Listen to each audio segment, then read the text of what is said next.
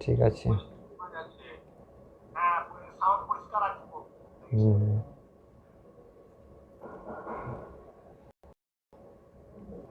চালু করছি।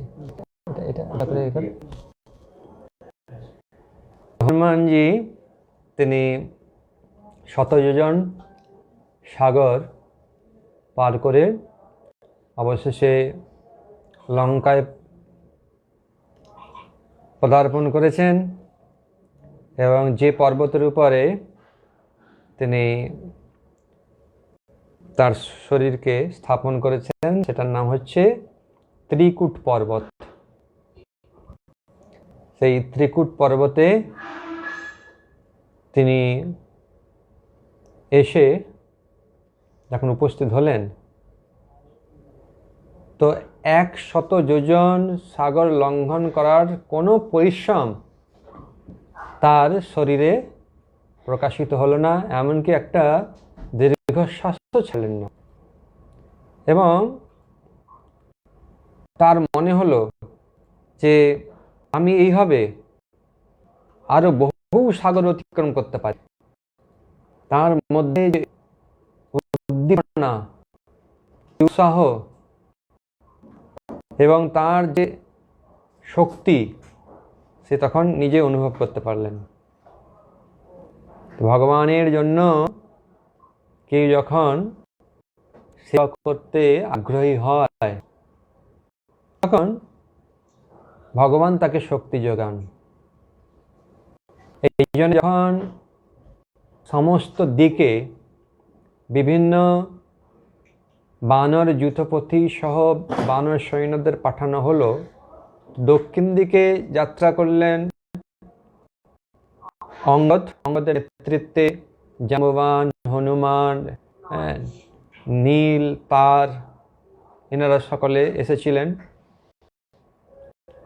তো দক্ষিণ দিকে যাওয়ার পূর্বে সুগ্রীব হনুমানের যে বুদ্ধিমত্তা, তার বিচক্ষণতা এবং কোন কার্য কখন করা উচিত অর্থাৎ কাল এবং দেশ বিষয়ে অভিজ্ঞ জেনে শ্রী রামচন্দ্রের কাছে হনুমানের সেই সমস্ত কথা জানালে শ্রী রামচন্দ্র তখন মনে মনে চিন্তা করলেন যে হনুমানই পারে কার্য করতে।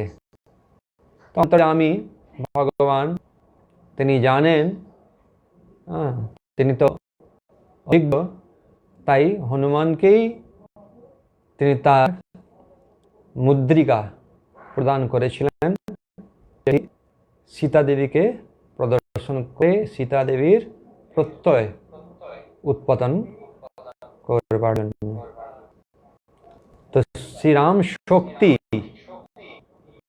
প্রদর্শন করেছিলেন। তাই শ্রীরামচন্দ্রের শক্তিতে সে অত্যন্ত উৎসাহ লাভ করেছিলেন, তার ভিতর থেকে এবং বাইর থেকে উভয় দিক থেকে সে শক্তি পেয়েছিলেন। বিশেষ করে কেউ যখন ভগবানের সেবা করার জন্য আগ্রহী হন তখন ভগবান তাদের শক্তি যোগান। আমরা দেখি যখন অঙ্গদের নেতৃত্বে এনারা ফলে চলতে শুরু করলেন, বিভিন্ন রকম বিপদের সম্মুখীন তাদের হতে হয়েছিল, আর সেই সমস্ত বিপদ কাটিয়ে তারা যখন সেই সাগর তীরে উপস্থিত হলেন তখন তাদের মহা বিপদ, একদিকে তাদের সময় অত্যন্ত হয়ে গেছে, অন্যদিকে এই সাগর লঙ্ঘন করে অবশেষে ভগবান বুদ্ধি দিলেন। ভগবান বুদ্ধি দিলেন কাকে? জাম্ববানকে। দামি বুদ্ধি জগম তম জন্য মাম উপজানতি। কাদের? না তেষাম সততি যুক্তানাম যতাম প্রীতিপূর্বকম। যারা সতত আমার সেবায় প্রীতিপূর্বক সম্পাদন করেন বা করতে আগ্রহী তাদেরকেই আমি সেই প্রকার বুদ্ধি প্রদান করি। তাই জাম্ববানকে বুদ্ধি দিলেন ভগবান জাম্ববান হনুমানকে মনে করিয়ে দিলেন, আর হনুমানকে মনে করানোর ফলে হনুমান তার পূর্ব শক্তি ফিরে পেয়ে সেই 100 যোজন সাগর লঙ্ঘন করতে গিয়েও তো কত বিপদ, সমস্ত বিপদ রামের কৃপাতে তিনি লঙ্ঘন করে অবশেষে এই ত্রিকুট পর্বতে গেলেন। কোনো প্রকার ক্লেশ তার অনুভব হলো না, তিনি পরিশ্রান্ত হলেন না। বলা হচ্ছে যে এক প্রকার যেমন কোনো যখন কাজ করি একটু দীর্ঘশ্বাস ছাড়ি, এরকমও তার হয়নি।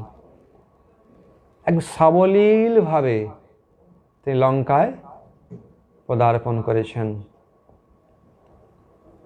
তো তারপরে ধীরে ধীরে রাত্রি অতিবাহিত হলো।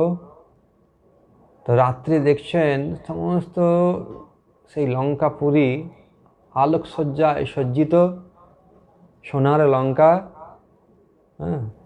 তার রাত্রি হওয়ার আগের কথা, রাত্রির ঠিক আগে বিকালবেলায় একটা ওই পর্বতের থেকেই আর কি সমস্ত লঙ্কাপুরীটা দেখলেন, ওখান থেকে দূর থেকে দেখছেন। তারপরে চিন্তা করছেন আমি কিভাবে এই লঙ্কাপুরীতে প্রবেশ করব। এখন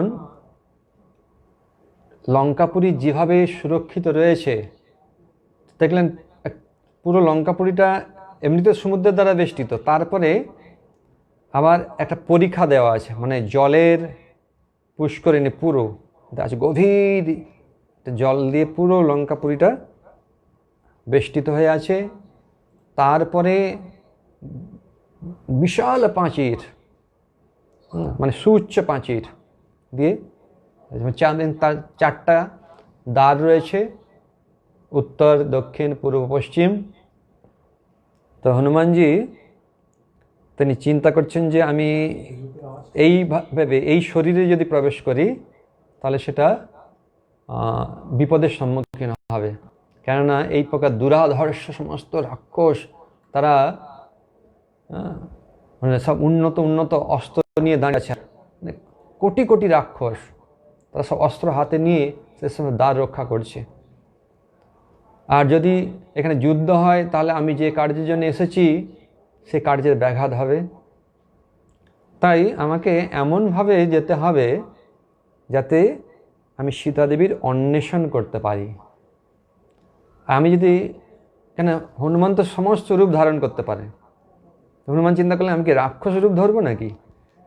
না, রাক্ষস রূপ ধরলেও এরা চিনতে পেরে যাবে কিন্তু আমাকে, কেন নূতন রাক্ষস কোথা থেকে এলো, কী ব্যাপার। তো রাক্ষস রূপে গেলেও হবে না, কী রূপে যাওয়া যায়। তাই মনে মনে অনেক বিবেচনা করে একটা বিড়ালের রূপ ধারণ করে, মানে বিড়ালের রূপ নয়, মানে বিড়ালের মতো ছোট্ট হয়ে গেলেন। হয়ে এবার আস্তে আস্তে এগোচ্ছেন, উত্তর দ্বারে গিয়ে এবারে প্রবেশ করতে যাবেন। পাঁচিলের উপরে উঠে গেছেন, উঠে এবারে নামতে যাবে, তখন একটা বিকট বিকৃত আকার ধারিণী রাক্ষসী, সে বলছে এই তুই কে রে? বানর কোথাকার, তুই এখানে কি করতে এসেছিস? তুই কোথায় যাবি? মরতে এসেছিস? এই লঙ্কাপুরী সব দিক দিয়ে শোষিত, তুই এখানে কি করতে এসেছিস? তখন হনুমানজি বলছে আগে তুই বল, তুই কে? তুই কেন এখানে দাঁড়িয়ে আছিস? এত সমস্ত সৈন্যরা রয়েছে, তুই মহিলা হয়ে এখানে কি করছিস রে? আগে তুই বল, তুই কে? তখন বলছে আমি হচ্ছি লঙ্কাপুরীর অধিষ্ঠাত্রী দেবী লঙ্কেশ্বরী, তুই আমাকে লঙ্ঘন করে যেতে পারবি না, তাই বলছি এখান থেকে চলে যা, না হলে তোকে আমি মেরেই ফেলবো। বলছে তুই আমাকে মারবি? বলছে হ্যাঁ। তো হনুমানজি নামতে যাবে আর কি, এই কোথায় যাবি, দাঁড়া, একদম যেতে পারবি না। তো যেমন নেমেছে সঙ্গে সঙ্গে একটা চড় লাগিয়েছে লঙ্কেশ্বরী। হ্যাঁ, তো হনুমান তো খেপে গেছে, কি আমার গালে চড়, দাঁড়াও দেখাচ্ছি মজা। বলছে কি তুই আমার গালে চড় মারলি? বলে হনুমানজিও একটা ঠাস করে চড় লাগিয়েছে লঙ্কেশ্বরীর গালে। আরে এত জোরে লাগিয়েছে সেই লঙ্কেশ্বরী একদম মাটিতে পড়ে গেছে। যদিও তার এত বড় শরীর, কিন্তু হনুমানের চপেটাঘাতে মাটিতে পড়ে গেছে। আর মাটিতে পড়ে হ্যাঁ একটু অন্ধকার দেখছে, অন্ধকার। তারপরে কিছুক্ষণ বাদে উঠে বলছে, আরে তুমি কে? এখন তুই আর বলছে তুমি কে, কেন এখানে এসেছো? হ্যাঁ, বলছে আমি হচ্ছি হনুমান। বলছে আমি জানি, আমার সেই ভবিষ্যৎবাণী আমার উপরে করেছিলেন যখন ব্রহ্মাজি, হ্যাঁ, তিনি আমাকে বলেছিলেন যে তুমি সর্বতভাবে এই লঙ্কাপুরী রক্ষা করো। তো লঙ্কার কোনো বিপদ নেই, তখনই বিপদ হবে যখন কোনো বানর এসে তোমাকে চপেটাঘাত করবে, এবং সেই চপেটাঘাতে তুমি যখন পড়ে যাবে, তখনই জানবে এই লঙ্কাপুরীর মহাবিপদ। তাই ব্রহ্মবাক্য কখনো মিথ্যা নয়। এখন বুঝতে পেরেছি এই লঙ্কাপুরীর সেই ভীষণ বিপদ সমুপস্থিত হয়েছে। আমি বুঝতে পেরেছি কেন সেই বিপদ, কেননা সেই রাম পত্নী জনক নন্দিনী সীতা দেবীকে এই স্বেচ্ছাচারী রাক্ষসাধম রাবণ নিয়ে এসেছে। তাকে বিভিন্নভাবে দুঃখ প্রদান করছে, পীড়িত করছে।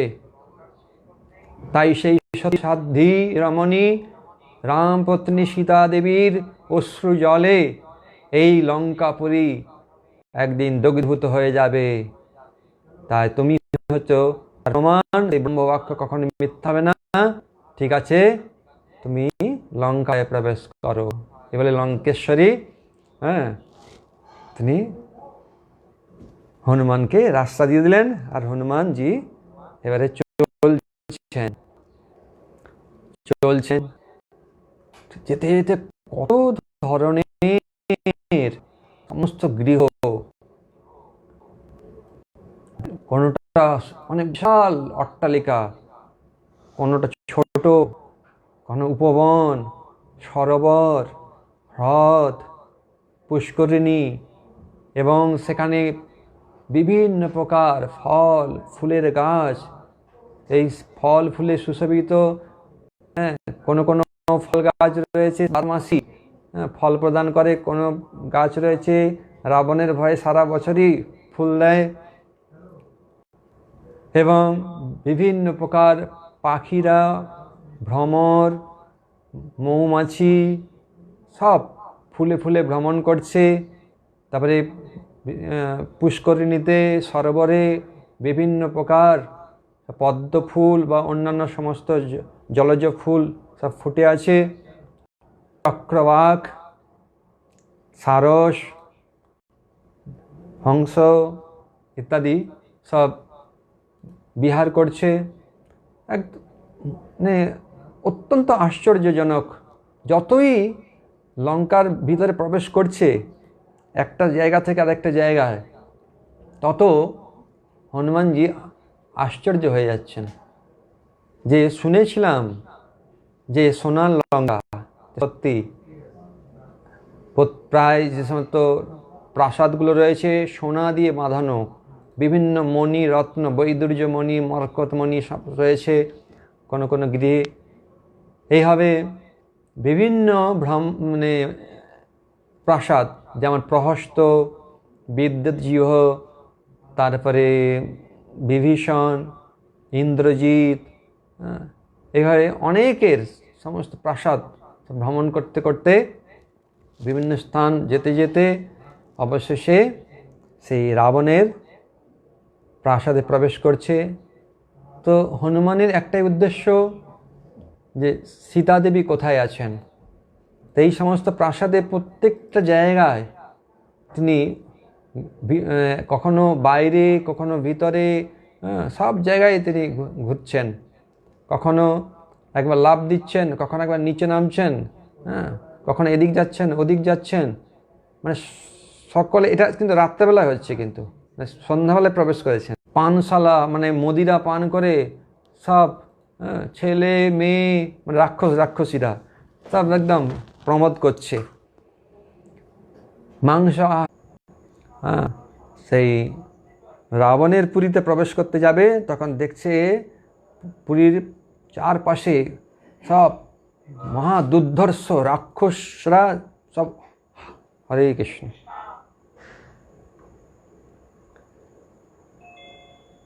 ভয়ানক সমস্ত অস্ত্র নিয়ে পাহারা দিচ্ছে।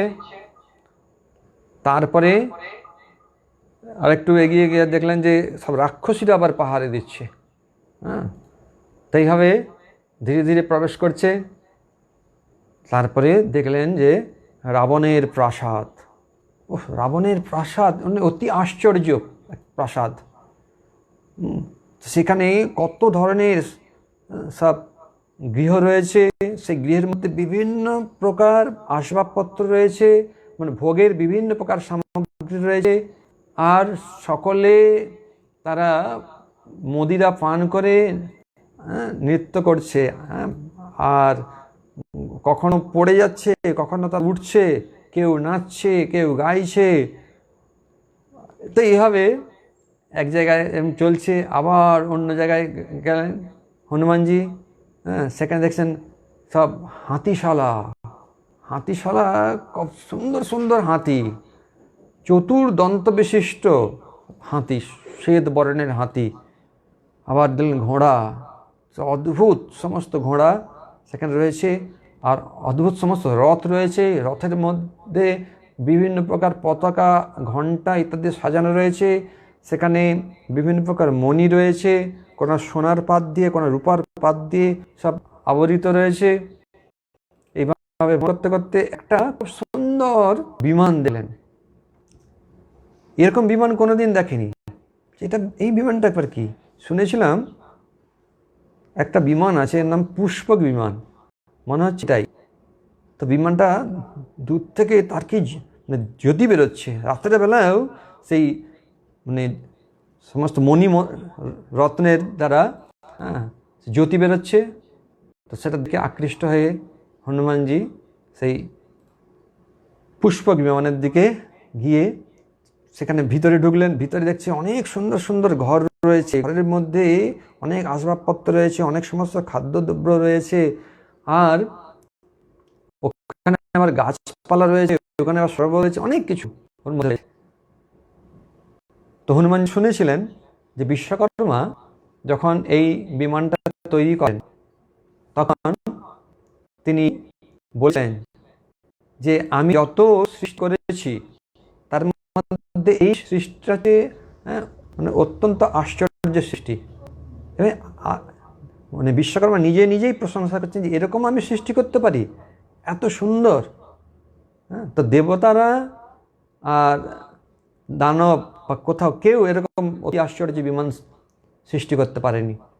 তো সেই বিমানটা উনি সৃষ্টি করেছিলেন কার জন্যে? কুবেরের জন্য। কুবের তো তিনি ধনের অধ্যক্ষ, তাই তার জন্য এই অতি আশ্চর্য বিমান তিনি সৃষ্টি করেছিলেন পরবর্তীতে।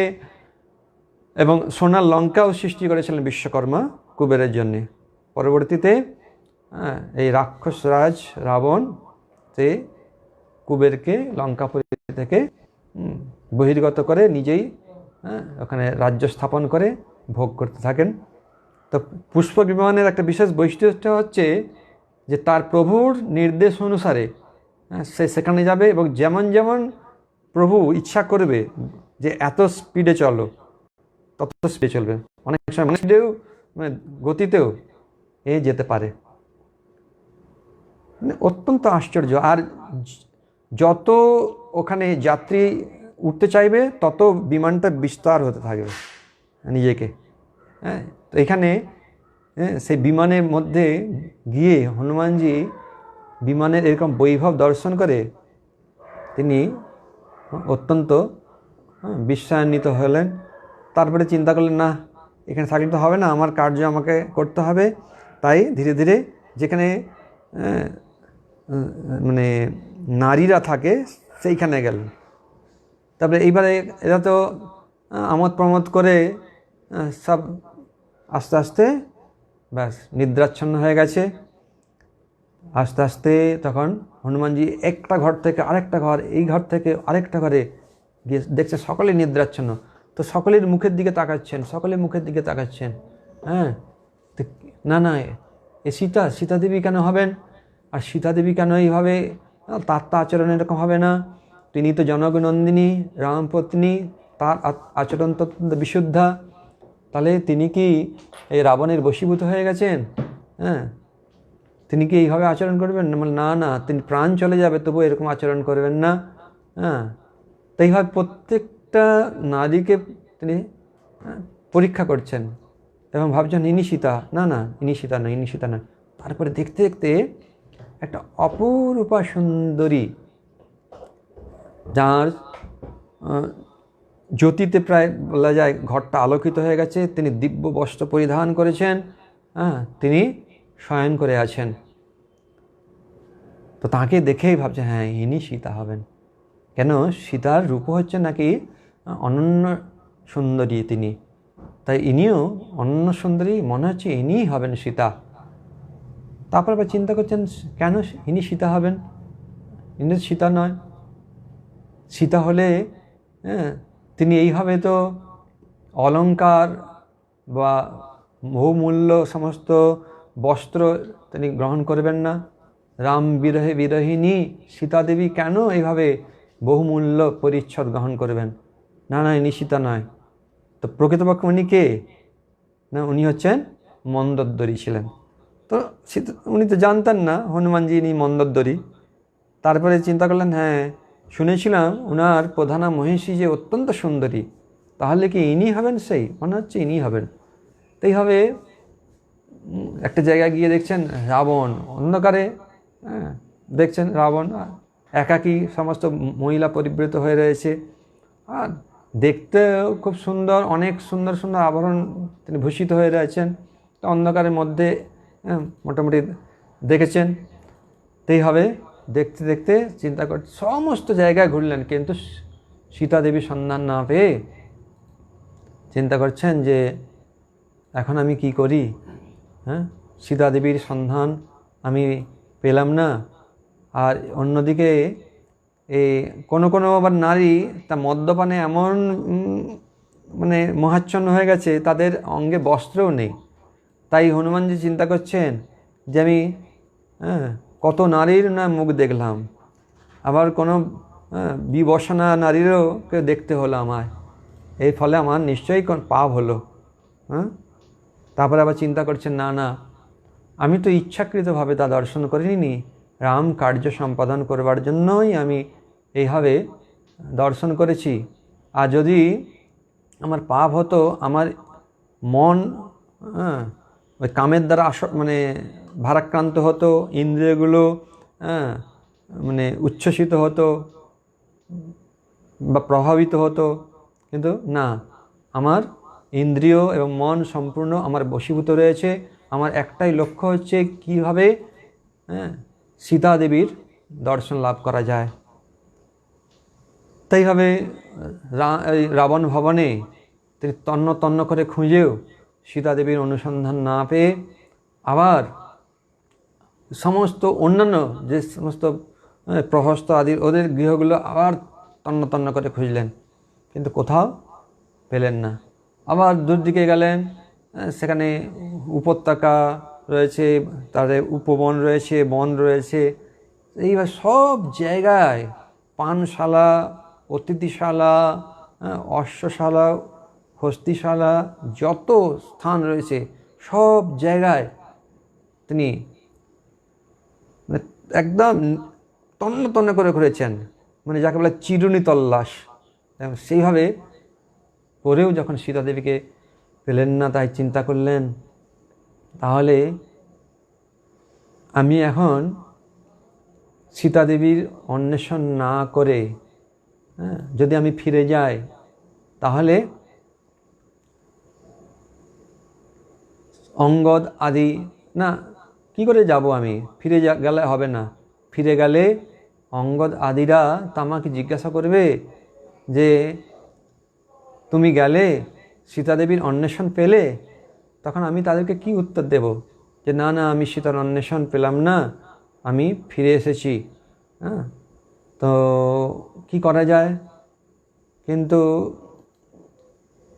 একটু অনুৎসাহিত হয়ে গেলে আবার তখন চিন্তা করছেন না না, এই অনুৎসাহ হলে হবে না, উৎসাহ আমাকে ধারণ করতে হবে, কেন উৎসাহই হচ্ছে সফল করার একমাত্র উপায়।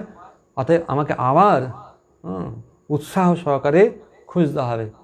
তাই হনুমান আবার মনোবলকে বৃদ্ধি করে আবার খুঁজতে শুরু করলেন। হয়তো কোনো স্থান বাকি রয়ে গেছে, হ্যাঁ, তাই আবার খুঁজতে শুরু করছেন, কিন্তু তবু পেলেন না। তারপরে চিন্তা করছেন, এখন যদি আমি ফিরে যাই, দিয়ে যদি বলি যে আমি সীতাদেবীর অন্বেষণ করতে পারলাম না, তাহলে আমার এই প্রকার সাগর লঙ্ঘন ব্যর্থ হবে। আর আমার কথা শুনে অঙ্গদ আদি তারা তো ফিরে যাবে না, কেননা ফিরে গেলে সুগ্রীব তাদের হত্যা করবে, মৃত্যুদণ্ড দেবে। আর আমিও বা কী করে যাব? গিয়ে বলবো যে আমি সন্ধান করতে পারিনি, আমি ফিরে এসেছি, অতএব আমি ফিরে যাব না। আর আমি কি গিয়ে বলবো যে না না আমি দর্শন করেছি? তা আমি যদি দর্শন করি সেটাও মিথ্যা কথা বলা হবে, আর সেটা তো আমার জন্যে যশস্কর নয়। আর যখন আমার প্রভু শ্রীরামচন্দ্র জানতে পারবেন যে সীতাদেবীকে না দেখেই এ আমার কাছে বলেছে যে সীতাকে দর্শন করেছে, যখন সীতাদেবীকে সে উদ্ধার করবার জন্য লঙ্কায় আসবে, রাবণকে বধ করবে, করার পরে যখন সীতাকে দেখতে পাবে না, তখন আমাকে বলবে যে তুমি কেন এইভাবে আমাকে বলেছো যে সীতাকে দর্শন করেছে, কোথায় সীতাকে দর্শন করাও আমাকে। আর যখন আমি তা করাতে পারবো না, তখন সমস্ত বানর সেনাপতি, যুথপতি এবং সুগ্রীব সহ সকলকেই তিনি প্রাণদণ্ডে দণ্ডিত করবেন। তো আমি জানি শ্রীরামচন্দ্র এবং লক্ষ্মণের প্রভাব, তাই আমি এটাও তো করতে পারবো না। তাহলে আমি কি করব? এভাবে বিভিন্ন প্রকার চিন্তা করছেন যে আমার কী করা উচিত। না না, আমাকে আবার উৎসাহের সঙ্গে বিভিন্ন স্থান ভ্রমণ করতে হবে, আর রাতের বেলায় হয়তো ঠিক মতন দেখতে পাইনি, আবার আমাকে অপেক্ষা করে দিনের বেলায় খুঁজতে হবে। তো এইভাবে বিভিন্ন প্রকার সংকল্প বিকল্প মনের মধ্যে দেখা দিয়েছে। তো এত অন্বেষণ করলাম, সীতা দেবীকে কেন পাচ্ছি না? তাহলে সীতা দেবী কি রাবণের বশীভূত হয়ে গেছে?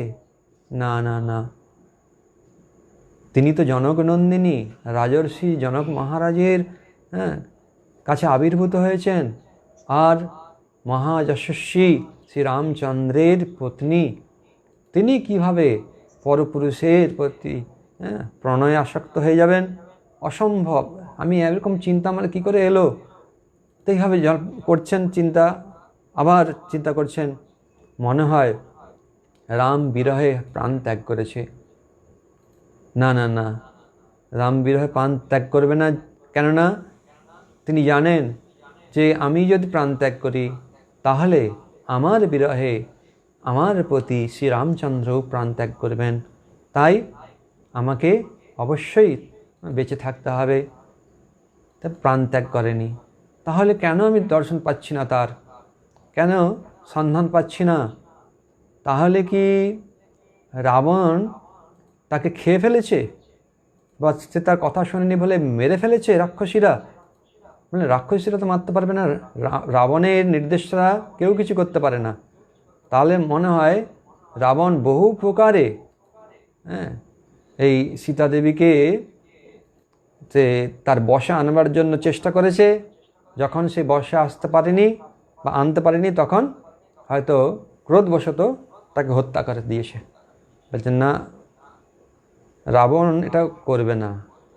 কেননা রাবণ সে অত্যন্ত কামাসক্ত। বিশেষ করে সীতা দেবীর রূপ লাবণ্যের প্রতি সে এতটাই আসক্ত, তো সে কোনোদিন এটা করবে না।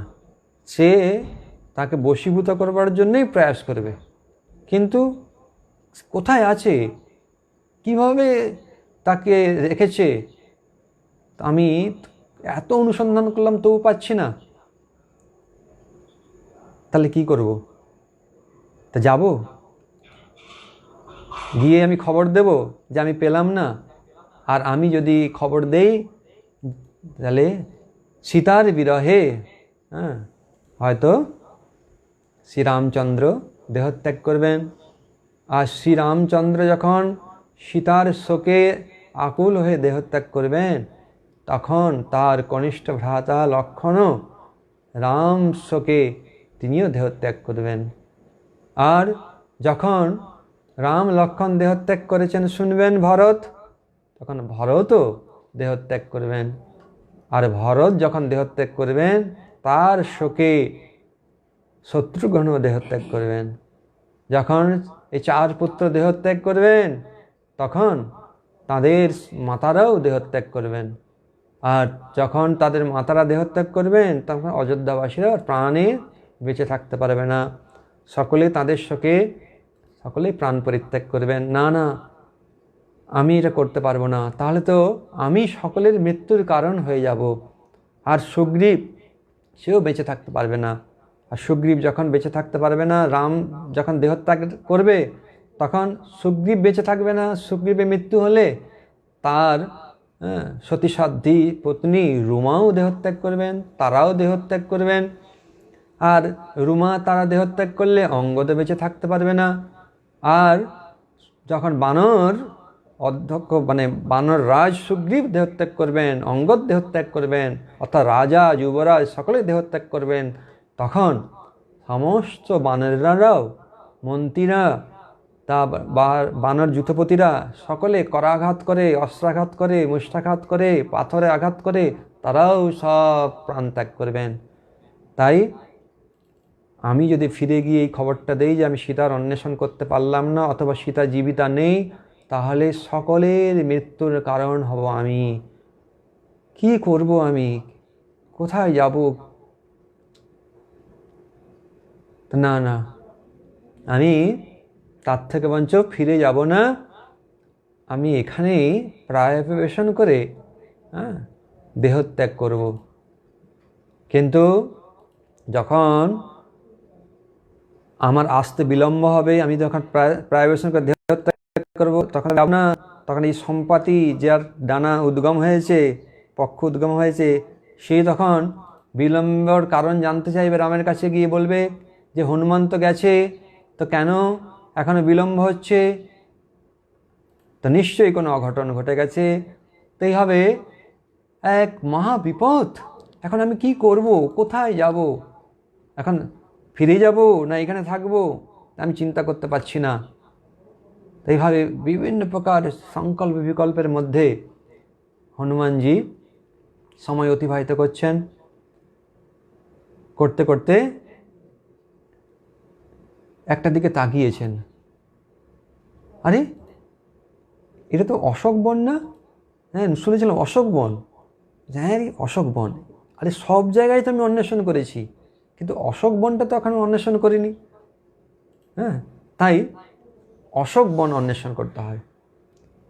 তাই এই প্রকার সংকল্প নিয়ে অশোক বনের দিকে যাচ্ছেন। শুনেছি রাবণের নাকি খুব প্রিয় হচ্ছে এই অশোক বন। তাই অশোক বনটা একটু দেখতে হবে। হয়তো সীতা দেবী ওখানেই আছেন। সীতা দেবী আছেন, আমার মনে হয় ওই সীতা দেবীকে যখন রাবণ আনছিল, তখন ওই রাবণের বাহু স্পর্শে সীতা দেবী ছটপট করতে করতে ওখানে মারা গেছে। অথবা যখন সাগরের উপর দিয়ে যাচ্ছিল, তখন এত বড় সাগর দেখেই সীতা দেবী ব্যাস প্রাণত্যাগ করেছে। তো কী করেছে না করেছে, এইভাবে বিভিন্ন প্রকার মানে যখন কেউ কাকে ভালোবাসে তখন তার অনেক রকম অনিষ্ট চিন্তা হয়, বিশেষ করে তাকে যখন অন্বেষণ করার চেষ্টা হয়, সেই চেষ্টা করতে গিয়ে যখন তাকে পাওয়া যায় না, তখন অনেক রকমের অনিষ্ট চিন্তা হয়। তো শ্রী রামচন্দ্র হনুমানজিকে দায়িত্ব দিলেন, তাকে অঙ্গুলি দিলেন, আর হনুমানজি এসে গেলেন, এসেও তিনি অন্বেষণ করতে পারলেন না। তাই চিন্তা করছেন যে আমি এত কষ্ট করে এলাম, বিভিন্ন স্থান ভ্রমণ করলাম, তবু সীতা দেবীর অন্বেষণ করতে পারলাম না, আমি কি উত্তর দেব? অঙ্গদ আদিদেরকে বা উত্তর কি দেব, আর শ্রী রামচন্দ্র, হনুমানজি, সুগ্রীবজি এনাদেরকেই বা কি উত্তর দেব? এভাবে শঙ্কিত মনে অশোক বনে যাওয়ার জন্য সংকল্প করে অবশেষে অশোক বনের দিকে চলছেন। অশোক বনে প্রবেশ করে দেখছেন, ওহ সত্যি, এটা শুনেছিলাম যে অশোক বন রাবণের অত্যন্ত প্রিয়। হ্যাঁ, এত সুন্দর সুন্দর সমস্ত গাছ রয়েছে, মানে অনেক গাছ, মানে চোখে দেখা হয়নি এরকম গাছ সব রয়েছে, ফুল ফল, তারপরে ওখানে অনেক সুন্দর সুন্দর সরোবর রয়েছে, মানে কোথাও কোথাও উপত্যকা রয়েছে, ঝর্ণা আছে, সব পাখিরা রয়েছে, সুন্দর সুন্দর রঙিন পাখি, জলচর, তারপরে কোনো পাখি রয়েছে জলচর পাখি, কোনো রয়েছে কোকিল, তারা কুহু কুহু করছে, ময়ূররা তারা পেখম তুলে নাচছে, ভ্রমররা তারা ফুলে ফুলে বিহার করছে, মধু আহরণ করছে। তো আবার কোনো কোনো খুব বিশাল গাছ, কোথাও একদম বিশাল বাগান, নাগকেশর এসব গাছ রয়েছে। তাই হয় ইচ্ছা হচ্ছে যে একটু ফল একটু খাই, কিন্তু না না না, আমি যতক্ষণ না কার্যসিদ্ধি করি ততক্ষণ আমাকে আহার করলে হবে না, আর যদি এইখানে না পাই তাহলে এইখানেই প্রায়োপবেশন করে দেহত্যাগ করব। এভাবে বিভিন্ন স্থান ভ্রমণ করতে করতে একটা গাছ দেখেছে। সেই গাছটা এত সুন্দর, মনে হচ্ছে সোনার গাছ। যেমন সূর্যদেব যখন সুমেরু পর্বতের পাশ দিয়ে ভ্রমণ করেন, তো সুমেরু পর্বত তো সোনার পর্বত, তো তার সোনার উপরে সূর্যের কিরণ পড়ে, আর সূর্যের কিরণ আবার সূর্যের উপরে পড়ে, সূর্য আরও উজ্জ্বল হয়ে ওঠে। ঠিক সেভাবে যখন হনুমানজি গাছটার কাছে যাচ্ছেন, তখন সেই গাছের যে প্রভা, জ্যোতি, সেই জ্যোতি যখন হনুমানের শরীরে পড়ছে, তখন মনে হয় হনুমান দেখছে, আরে আমার শরীরটা তো প্রায় একদম সোনার মতো হয়ে গেছে, স্বর্ণবর্ণ আমার রং হয়ে গেছে, তাহলে এত সুন্দর গাছ। তো গাছটা গিয়েছে, ওই গাছটা হচ্ছে সিংসপা গাছ। তো গাছে বিশাল গাছ, বিশাল গাছ, আর গাছে চারিদিকে খুব সুন্দর বেদি রয়েছে, আর একটা নারী রয়েছে। তো ক্ষীণা হয়ে গেছে, যেমন মানে প্রতিপদে চন্দ্রে। আরেকটু আগে গেলেন হনুমানজি গিয়ে দেখছেন যে না না না না, ঠিকই আছে, যেভাবে শ্রী রামচন্দ্র বলেছিলেন। নেট নেই, হরে কৃষ্ণ। তো যেভাবে শ্রী রামচন্দ্র বলেছিলেন যে এই এই আভরণ সীতাদেবীর অঙ্গে রয়েছে, তো দেখলেন হ্যাঁ, রামবর্ণিত সমস্ত আভরণ এই নারীর অঙ্গে রয়েছে, কানের দুল, গলার হার, তারপরে সোনার বালা ইত্যাদি সব রয়েছে। হ্যাঁ, তাহলে ইনি হবেন। তো খুব শান্তি পেলেন, কিন্তু আমি বুঝবো কী করে ইনি সেই এইরকম চিন্তা করছেন, বা আমি তাকে বোঝাবো কী করে যে আমি শ্রী রামচন্দ্রের দূত, আমি এসেছি। তো এইভাবে চিন্তা করছেন, গাছের আড়াল থেকে একদম পাতায় ঢাকা অবস্থায় এইভাবে রয়েছেন। চিন্তা করতে করতে দেখছেন যে একজন সুপুরুষ সে আসছে এবং তার চারপাশে 100 নারী বিভিন্ন প্রকার খাদ্যদ্রব্য মানে পানীয়, ফল মূল, বিভিন্ন প্রকার মিষ্টি আদি সব সব পাত্র ভরে তার পেছন পেছন চারপাশে কেউ রয়েছে, সব এইভাবে আসছে। মনে হচ্ছে যেন সেই সুপুরুষটিকে মনে হচ্ছে কন্দর্প, মানে একদম মানে কামদেব। প্রকৃতপক্ষে রাবণ খুব সুন্দর দেখতে ছিল। তো হনুমানজি তো রাত্রেবেলা দেখেছিলেন, তাই ততটা বুঝতে পারেননি, কিন্তু দিনের বেলা যখন দেখলেন সত্যি রাবণ এত সুন্দর, কিন্তু এত সুন্দর হেও এর অন্তরটা কিন্তু একদম মলিন, অর্থাৎ কুৎসিত। এই স্বেচ্ছাচারী কত পরপত্নী বা অন্যান্য সব কন্যাদেরকে নিয়ে এসে নাগলোক থেকে, তারপরে দেবলোক থেকে অপ্সরা আদি সবকে নিয়ে এসছে, মানে ভালো লাগলেই হলো, যেটা লেগেছে নিয়ে এসছে।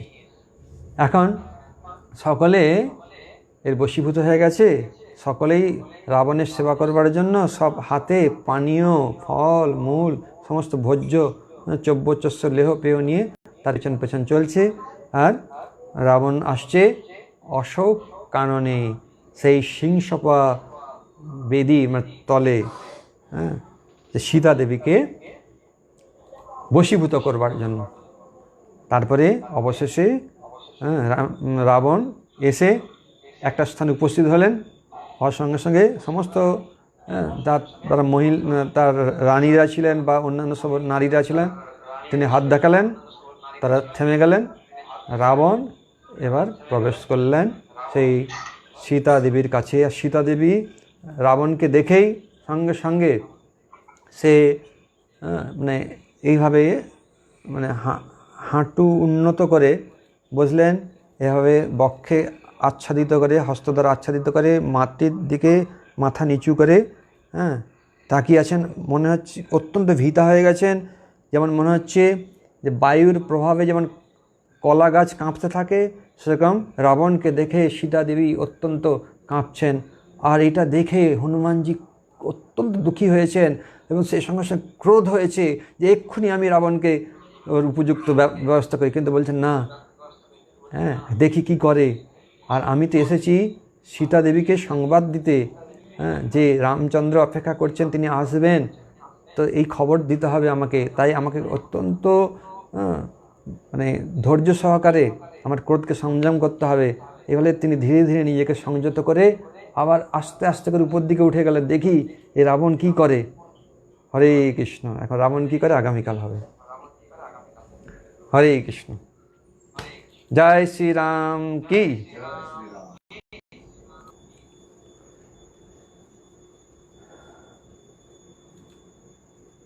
আজকের কোনো প্রশ্ন নেই আপনাদের নিশ্চয়ই?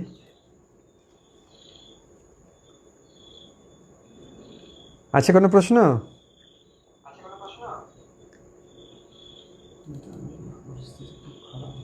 গতকালের যে প্রশ্নটা ওই 5টা বায়ু, ওটা আমার দেখতে ভুলে গেছি আমি, আমি আগামীকাল দেখে বলে দেবো। তো কয়েকটা বায়ুর কথা মনে পড়ছে, যেমন হচ্ছে দেবদত্ত, তবে ধনঞ্জয়, এরকম কয়েকটা আছে। যা কালকে পরিষ্কার করে আমি জানিয়ে দেবো আর কি। তো এখন তাহলে আমরা একটু কীর্তন করি। আপনারা শুনতে পাচ্ছেন? নেট কাজ করছে ভালো?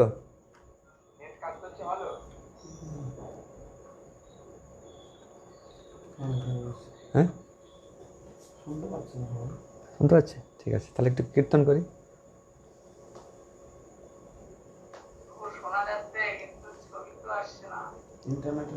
হ্যাঁ, ইন্টারনেটের একটু সমস্যা হচ্ছে। হ্যাঁ, বিশাল ঝড় গেছে এখানে।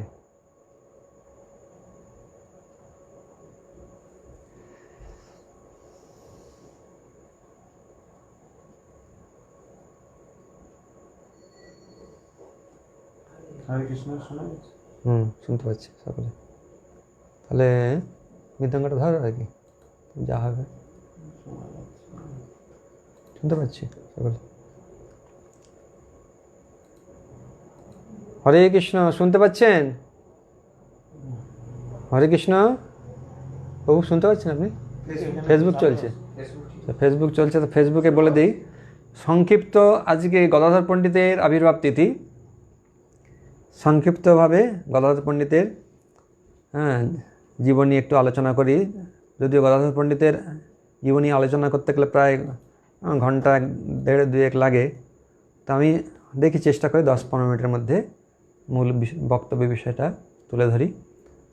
তো গদাধর পণ্ডিত হচ্ছেন মহাপ্রভুর নিত্য পার্ষদ। ব্রজলীলায় তিনি হচ্ছেন শ্রীমতী রাধারানী, গৌরলীলায় তিনি গদাধর পণ্ডিত রূপে এসেছেন। গদাধর পণ্ডিতের পিতার নাম এবং মাতার নাম, হরে কৃষ্ণ,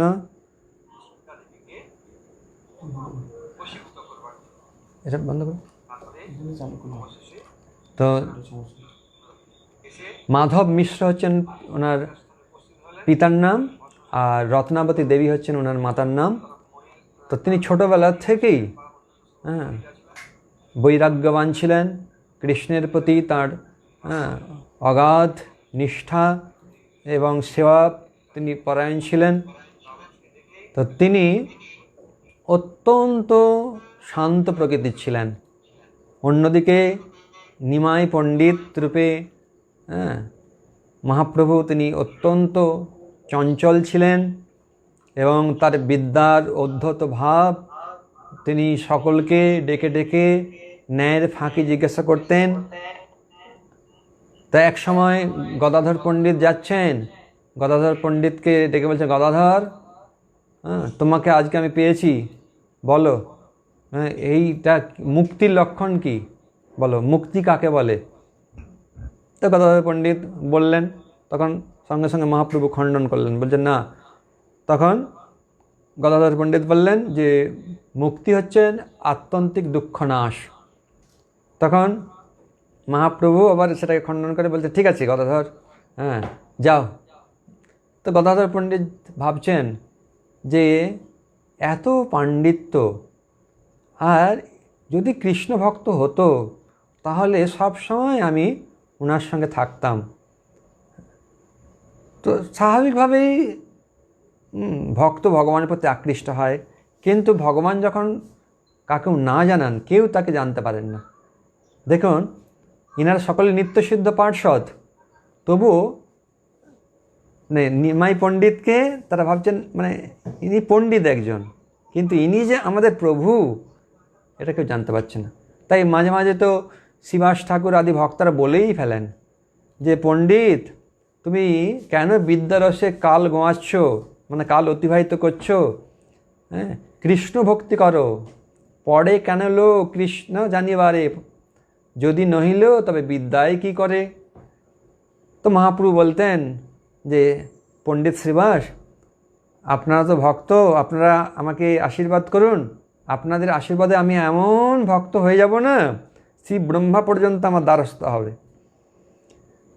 তো সকলে বলে, ঠিক আছে, তোমার কৃষ্ণমতি হোক। এর মাধ্যমে মহাপ্রভু এটা শিক্ষা দিচ্ছেন যে ভক্তের কৃপাতেই ভক্তি লাভ হয়। তাই তিনি এই শ্রীবাস ঠাকুর আদি ভক্তদেরও তিনি কাপড় ধুয়ে দিতেন, কখনো কখনো কাপড় মিলে দিতেন।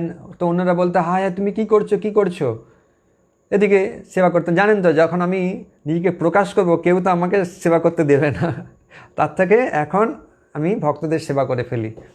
তো এই জন্যে মহাপ্রভু এইভাবে ভক্তদের সেবা করতেন। আর ভক্তের কৃপার মাধ্যমে, ভক্তের সেবার মাধ্যমে যে ভক্তি লাভ হয়, এটা তিনি শিক্ষা দিয়েছেন। তো গদাধর পণ্ডিত অত্যন্ত শান্ত প্রকৃতির ছিলেন। তো অবশ্য একদিন মহাপ্রভু যখন সে গয়া থেকে ফিরে এলেন, তখন নিমাই পণ্ডিতের আর সে ঔদ্ধত্য ভাব নেই। গয়ায় বিষ্ণু পাদপদ্ম দর্শন, শ্রীপাদ ঈশ্বরপুরীর কাছ থেকে মন্ত্র লাভ করার ফলে এবং কানাইয়া নাটশালায় শ্রীকৃষ্ণকে দর্শন করেও কৃষ্ণের অন্তর্ধানে, কৃষ্ণ বিরহে তিনি হা কৃষ্ণ বলতে বলতে যখন এই মায়াপুরে প্রবেশ করেছেন, তখন চারদিকে রটে গেল যে এরকম নিমাই পণ্ডিত গয়া থেকে ফিরে এসেছেন। তো সকলে ছুটে গেছে যে তীর্থযাত্রী, যে কোনো তীর্থযাত্রা করে যখন ফিরে আসে তাকে দর্শন করলেও নাকি অনেক পুণ্য লাভ হয়। এই জন্য অনেকের যেমন যেমন বাসনা আসে, অনেকে এসেছে, তো ভক্তরা এসেছে, দেখি দেখি নিমাই পণ্ডিত এসেছে, তীর্থযাত্রা করে যাই। তো যারা যারা গিয়েছে তারা দেখছেন যে নিমাই পণ্ডিতের আর সেই উদ্ধত ভাব নেই। সে সবসময় হা কৃষ্ণ বলেই বিলাপ করছে, কোথায় কৃষ্ণ, কোথায় গেলে আমি কৃষ্ণকে পাবো, কে বলে দাও, কোথায়, তুমি কি কৃষ্ণকে দেখেছো, এইভাবে বিলাপ করছেন। তখন দেখে ভক্তরা খুব আনন্দ পেয়েছে। আর অন্যদিকে পাষণ্ডিরা ভাবছে মাথা খারাপ হয়ে গেছে, বায়ু রোগ হয়েছে, ইত্যাদি ইত্যাদি, সে অনেক কথা। এদিকে মহাপ্রভু তিনি কিছু ভক্তদেরকে বললেন যে আমার দুঃখের কথা আমি শুক্লাম্বর ব্রহ্মচারীর গৃহে আজ প্রকাশ করব, তাই তোমরা সকলে সমস্ত ভক্তদেরকে শুক্লাম্বর ব্রহ্মচারীর গৃহে আসার জন্য বলো। তো ভোরবেলায়, পরের দিন ভোরবেলায় শ্রীমান পণ্ডিত, সে শিবাস ঠাকুরের গৃহে একটা কুন্দ গাছ রয়েছে, কুন্দ গাছ রূপে যেন কল্প বৃক্ষ, মানে যত কুন্দ ফুল তোলে তত কুন্দ ফুল হয়। আর কুন্দ ফুল সাধারণত এই বর্ষাকাল বা এই সময়টা হয়, বা গ্রীষ্ম বর্ষা এই সময়, কিন্তু 12 মাস ওই শিবাস ঠাকুরের গৃহে ওই কুন্দ ফুল থাকতো। তাই সমস্ত ভক্তরা ভগবানের সেবার জন্য কুন্দ ফুল তোলার জন্য আসতেন। তো শ্রীমান পণ্ডিত কুন্দ ফুল তুলছেন আর হাসছেন। অন্যান্য ভক্তরা এসেছেন, তখন অন্যান্য ভক্তরা জিজ্ঞাসা করছেন যে শ্রীমান, তোমাকে আজ খুব আনন্দিত মনে হচ্ছে, তোমার আনন্দের কারণ কি? তখন শ্রীমান বলছে আছে আছে, অবশ্যই আছে এর কারণ। বলছে কি বলো না? গতকাল আমি যখন নিমাই পণ্ডিতকে দর্শন করতে গেলাম। বলছে হ্যাঁ, নিমাই পণ্ডিত তো এসেছে শুনেছি। বলছে সেই নিমাই পণ্ডিত আর নিমাই পণ্ডিত নেই, তার মধ্যে যে কৃষ্ণের প্রতি আকুলতা, ব্যাকুলতা আর এত বিনম্র ভাব যে আমি অবাক হয়ে যাচ্ছি। তাই আমি আশ্চর্যান্বিত হয়ে তার শুধু মুখের দিকেই তাকিয়ে আছি, তার এই সমস্ত ভাবগুলো আর পূর্বের ভাব সব বিচার করছি। তখন সে আমাকে বলেছে যে সকলকে খবর দেওয়ার জন্য যেন শুক্লাম্বর ব্রহ্মচারী বাড়িতে সকল উপস্থিত হয়। তো সে নাকি তার বিরহের কথা সকলের কাছে প্রকাশ করবে। তো তার দুঃখের কথা। তো আর একটা বিষয় শিক্ষণীয়, যে যখন আমাদের কোনো দুঃখ হয় তখন আমরা কার সঙ্গে শেয়ার করি না, যে আমার দুঃখ বুঝতে পারবে, সেরকম। তো নিমাই পণ্ডিত তো আগের সেই নিমাই পণ্ডিত নেই, এখন তিনি কৃষ্ণ বিরহে এভাবে তিনি এসেছেন। তাই ভাবলেন যে এই দুঃখ বা এই বিরহ যন্ত্রণা একমাত্র ভক্তরাই বুঝতে পারবে। তাই সমস্ত ভক্তদেরকে শুক্লাম্বর ব্রহ্মচারী বাড়িতে আহ্বান করেছেন। তো সকলে বলছে হ্যাঁ ঠিক আছে, যাবো যাবো, সকলে উপস্থিত হয়েছেন। তার আগে গদাধর পণ্ডিত সে ভাবছে যে নিমাই পণ্ডিতের কি হলো একবার দেখি, তো আমি এক দূর থেকে দেখব। তো গদাধর পণ্ডিত আগের থেকেই উপস্থিত হয়ে একদম ভিতরে বসে আছে একাকী। আর ধীরে ধীরে সমস্ত ভক্তরা এসেছেন। মহাপ্রভু এলেন। মহাপ্রভু এসে সেই বিষ্ণুর পাদপদ্ম, ঈশ্বর পরিপাদের মন্ত্র লাভ, তারপরে কানায়নার স্থলে আগমন, কানায়নার স্থলে গিয়ে যখন এভাবে কৃষ্ণকে দর্শন পেলেন, কৃষ্ণ তিনি মুরলী বাজাতে বাজাতে, নাচতে নাচতে মহাপ্রভুর কাছে এসে মহাপ্রভুকে জড়িয়ে ধরলেন, আর মহাপ্রভু তাকে জড়িয়ে ধরলেন। এইভাবে বলছেন যে আমি কৃষ্ণকে এইভাবে আলিঙ্গন করলাম আর কত আমার আনন্দ, কিন্তু হঠাৎ করে কৃষ্ণ অন্তর্হিত হয়ে গেলেন। তার বিরহে আমি এখন হা কৃষ্ণ কোথায় কৃষ্ণ, কোথায় কৃষ্ণ, কে বলে দেবে কোথায় কৃষ্ণ আছে, এই বলতে বলতে মহাপ্রভু ওই স্তম্ভ আছে, স্তম্ভকে জড়িয়ে ধরেছেন, আর স্তম্ভ গেছে ভেঙে, আর ভক্তরাও সব একদম মূর্ছিত হয়ে গেছেন। নিমাই পণ্ডিত মূর্ছিত হয়ে গেছেন, ভক্তরা মূর্ছিত হয়ে গেছেন। কিছুক্ষণ বাদে যখন মহাপ্রভুর মূর্ছা ভঙ্গ হয়েছে, তখন ভেতর থেকে ক্রন্দনের ধ্বনি আসছে। তখন মহাপ্রভু জিজ্ঞাসা করলেন, ভক্তবৃন্দ ভেতর কে কাঁদছে? তখন বললেন যে আপনার গদাধর কাঁদছে। বলছে গদাধর? গদাধরের কি ভাগ্য! ছোটবেলার থেকেই সে কৃষ্ণ ভক্ত। কৃষ্ণ বলতে তার একদম নয়ন জুড়িয়ে যায়। কিন্তু আমার জীবন ধিক, আমার এই সময় বৃথা বিদ্যা রসে চলে গেল। আর কোনোভাবেই বা কৃষ্ণকে দর্শন পেলাম, কিন্তু তাকে পেয়েও আমি হারালাম। এবার আবার মহাপ্রভু কৃষ্ণ বিরহে তিনি মূর্ছিত হয়ে গেছেন। তো গদাধর পণ্ডিতের প্রশংসা এইভাবে মহাপ্রভু করেছেন। সত্যিকারে গদাধর পণ্ডিত অত্যন্ত তিনি শান্ত দান্ত, মানে সমস্ত গুণে গুণান্বিত মহান কৃষ্ণ ভক্ত। স্বয়ং মহাপ্রভু তার প্রশংসা করছেন।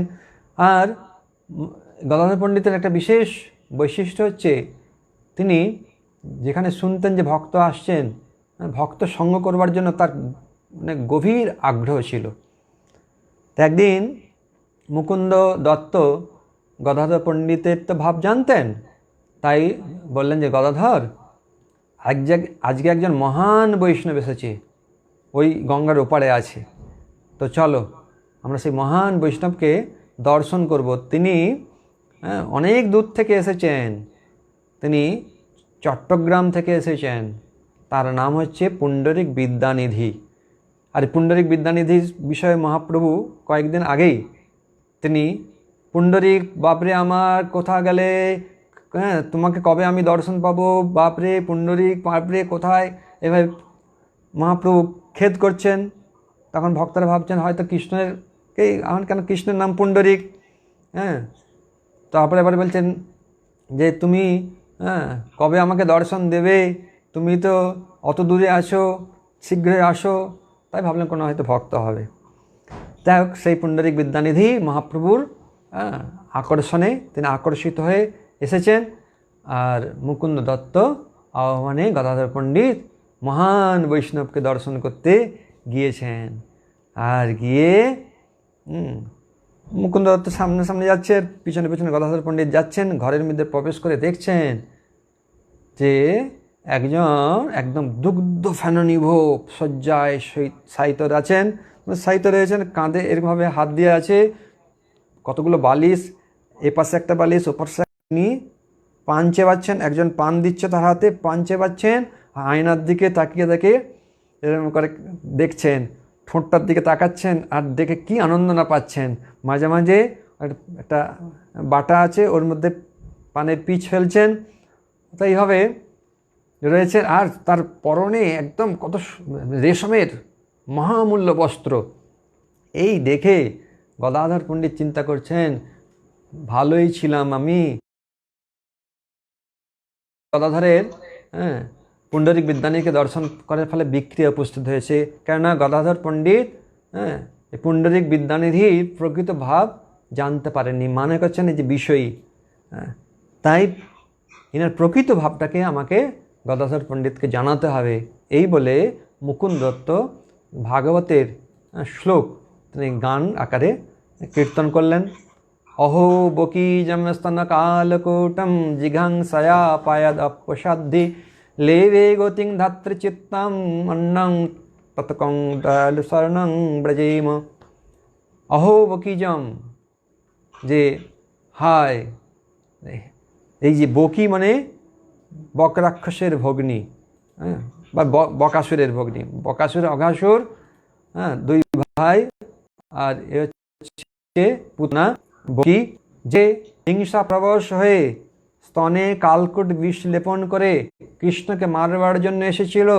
কিন্তু কৃষ্ণ এতই দয়ালু যে তার স্তন দুগ্ধ এবং বিষকে একদম সহ প্রাণবায়ুকে হরণ করে তাকে ধাত্রী গতি প্রদান করে গোলক বৃন্দাবনে পাঠিয়েছেন। এই রকম দয়ালু কৃষ্ণ ছাড়া আমি অন্য কার শরণাগত হব? এটি উদ্ধব তিনি বিদুরকে বলছেন কৃষ্ণের মহিমা। তো এই কৃষ্ণের গুণ, কৃষ্ণ যে কত করুণাময়, করুণা সিন্ধু, যে তার প্রাণ হরণ করবার জন্য এসেছিলেন, কালকুট বিষ লেপন করে এসেছিলেন, সেই কৃষ্ণ তাকে কি দিলেন? ধাত্রীগতি, মায়ের গতি প্রদান করলেন। তাহলে এইরকম দয়ালু কৃষ্ণকে ছাড়া আমি কার শরণাপন্ন হব? এইভাবে যখন মুকুন্দ দত্ত কীর্তন করছেন, তো কৃষ্ণের সে কৃপাকে স্মরণ করে পুণ্ডরীক বিদ্যানিধি সে আর ওই বিছানায় স্থির থাকতে পারলেন না, সে একদম হুঙ্কার করে উঠলেন, চুল ছিঁড়তে লাগলেন যে হায় কৃষ্ণ, আমি তোমার করুণা পেলাম না। সমস্ত শরীরতে নখাঘাত করতে লাগলেন, যে ভূমিতে গড়াগড়ি দিতে অবশ্যই মূর্ছিত হয়ে গেলেন। তা দেখে গদাধর পণ্ডিত চিন্তা করছেন, হায় হায় হায়, আমি কি কুক্ষণে না উপস্থিত হয়েছি, অর্থাৎ যাত্রা হয়তো কুক্ষণে হয়েছে, তার ফলে আমার এই রকম মনের বিকার হলো। আমি এই মহান বৈষ্ণবকে এক ঘোর বিষয়ই বলে মনে করলাম, আমার তো মহা অপরাধ হলো। মুকুন্দ, এখন আমার কি হবে? আমার তো এই মহান বৈষ্ণবের চরণ অপরাধ হয়ে গেল, কি করে আমার অপরাধ খালন হবে? তখন মুকুন্দ বললেন যে পণ্ডিত, তুমি তো এখনো দীক্ষা গ্রহণ করনি, তাই ইনার কাছ থেকেই দীক্ষা গ্রহণ করো। কেননা গুরুদেব শিষ্যের দোষ ক্ষমা করে দেন, তাই তুমি ইনাকেই গুরুরূপে বরণ করে বলবা। কিন্তু উনি কি আমাকে শিষ্যরূপে গ্রহণ করবেন? বলছে নিশ্চয়ই করবেন। তাই হয় কথোপকথন হচ্ছে, ধীরে ধীরে পুণ্ডরিক বিদ্যানিধি তিনি বাহ্য চেতনা ফিরে পেয়েছেন।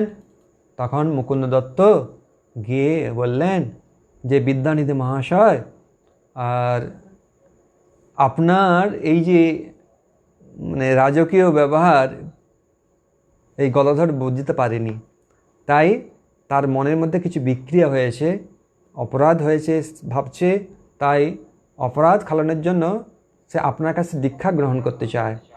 হ্যাঁ, তখন পুণ্ডরিক বিদ্যানিধি বলছেন, আহা, হ্যাঁ, গদাধর পণ্ডিতকে আমি শিষ্যরূপে গ্রহণ করবো, এটা আমার মহা সৌভাগ্য। হ্যাঁ, কেন মানে এইরকম ব্যক্তিকে শিষ্য পাওয়া তো অত্যন্ত ভাগ্যের কথা। একটা কথা আছে না, গুরু মিলে লাখে লাখে শিষ্য মিলে এক, আবার শিষ্য মিলে লাখে লাখে গুরু মিলে এক। মানে উপযুক্ত গুরু আর উপযুক্ত যখন শিষ্য মিলিত হবে, রসের ভাণ্ডার। তো এরকম উপযুক্ত শ্রোতা আর উপযুক্ত বক্তা যদি সম্মিলিত হয়, তাহলে কি হয়, ভগবান তার কথা রূপে প্রকাশিত হন।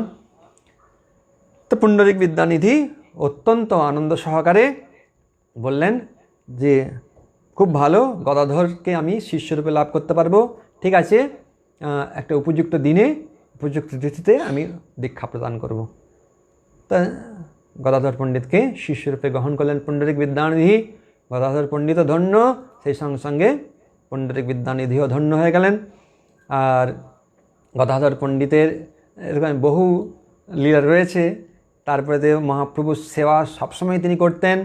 একসময় এই যে মহাপ্রভু যখন কৃষ্ণ বিরহে তিনি হাহাকার করেছেন, কোথায় কৃষ্ণ, কোথায় কৃষ্ণ, তো এই গদাধর পণ্ডিত সবসময় মহাপ্রভুর কাছে থাকতেন। তখন গদাধরকে বলছেন, গদাধর কোথায়, হ্যাঁ কৃষ্ণ কোথায়? তখন বলছেন, কেন, কৃষ্ণ তো তোমার হৃদয়ের মধ্যে রয়েছে, তুমি অন্যত্র কোথায় খুঁজছো, কৃষ্ণ তো হৃদয়ে রয়েছে। বলছে, হ্যাঁ আমার হৃদয়ে কৃষ্ণ রয়েছে, বলে কৃষ্ণকে লাভ করার জন্য হৃদয়ে চিত্তে শুরু করেছে, নখাঘাত করতে শুরু করেছে। তখন গদাধর পণ্ডিত চিন্তা করছে, হায় হায়, আমি বলে বড় ভুল করলাম। তখন আবার বুদ্ধি খাটিয়ে বলছে, না না না, কৃষ্ণ একটু বাইরে গেছে, এক্ষুনি ফিরে আসবে, তুমি অপেক্ষা করো, একটু ধৈর্য অবলম্বন করো, তাই ফিরে আসবে। শান্ত হলেন। এদিকে সচী মাতা দূর থেকে দেখছেন যে কীভাবে নিমাই আমার কৃষ্ণ বিরহে একদম পাগল হয়ে গেল, হ্যাঁ, সে একদম নখাঘাত করতে লাগলো। আর এদিকে গদাধর কত সুন্দরভাবে শান্ত করলেন।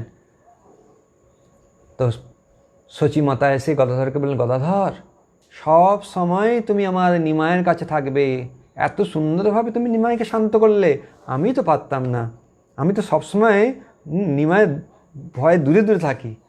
হ্যাঁ, কখনো সে এমন হুঙ্কার করে যেমন কান ফেটে যায়, হ্যাঁ, কখনো এমন রেগে ওঠে, দাঁত কড়মড় করে যে আমি তো ভয়ে পালিয়ে যাই। তুমি সবসময় থাকো। কত সুন্দরভাবে তুমি শান্ত করলে। তো ব্রজলীলায় কৃষ্ণকে দর্শন করবার জন্য রাধা রানী এত সখীরা কত না চেষ্টা করেছেন, কত ভয়, হ্যাঁ, শাশুড়ির ভয়, ননদের ভয়, স্বামীর ভয়, হ্যাঁ, এদিকে বাবা মার ভয়, হ্যাঁ, কত লজ্জা, কত কিছু প্রতিবন্ধকতা ছিল, হ্যাঁ। কিন্তু আজ গৌরলীলাতে সে কোনো ভয় নেই। এমনকি শচী মাতা বরং বলছে যে সব সময় তুমি আমার নিমায়ের কাছে থাকো, হ্যাঁ। তাই শচী মাতা যখন বলে দিয়েছে, ব্যাস, অন্যরা সকলেই হ্যাঁ সবসময় এখন নিমায়ের কাছে থাকবে। এভাবে কত লীলা রয়েছে।